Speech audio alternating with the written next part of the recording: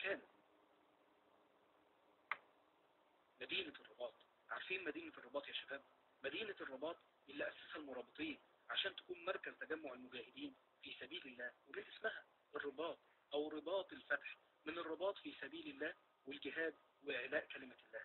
مدينة الرباط يا شباب عاصمة المغرب، اللي في الأسوار زي السور الموحدي طوله 2 كيلو متر، والسور الأندلسي طوله 2 كيلو متر، والأبراج فيها 74 برج، والبوابات.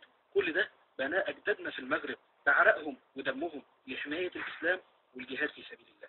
البوابات والحصول كل ده شاهد على عظمة الإسلام في هذه البلاد وعظمة أجدادنا المجاهدين في المغرب. شال يا شباب حصن المجاهدين في المغرب بعد ما فضلت 5 قرون مهجورة أحياها الجهاد في سبيل الله في أرض المغرب العظيم.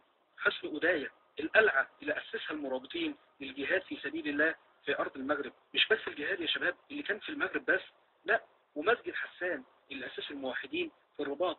جامع القرويين بمدينة فاس نسبة إلى القيروان اللي أسسها عقبة بن نافع المجاهد العظيم. جامع القطبية أكبر مسجد في المغرب بمراكش. جامع الحسن الثاني 7 أكبر مسجد في العالم الإسلامي. مسجد ومعهد علي بن يوسف أكبر مدرسة لتعليم القرآن والتجويد في أفريقيا كلها. المغرب والرباط يا شباب فيها تاريخنا في الجهاد والدعوة وتعليم الإسلام وتعليم القرآن.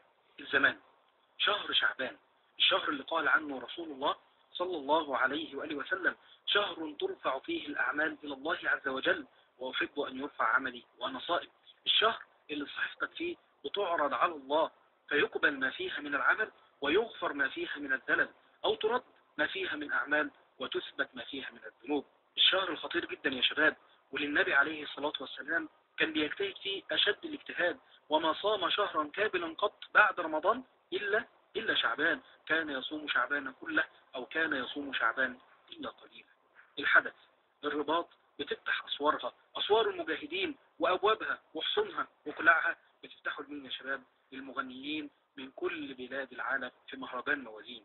المهرجان اللي بيقام على أرض الجهاد والرباط والدعوة الآن في شهر شعبان. شارع موسى بن نصير المجاهد العظيم بيتجول في الآن المغنيين والمطربين من كل بقاع الأرض عشان يعلموا شباب المغرب الأغاني والمعاصي اللي مش ممكن تخطر على بال.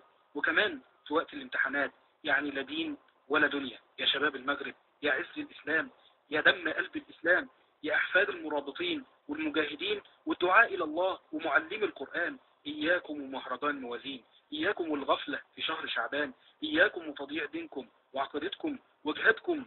اعتزوا بدينكم وتاريخكم وكونوا خير خلف لخير سلف.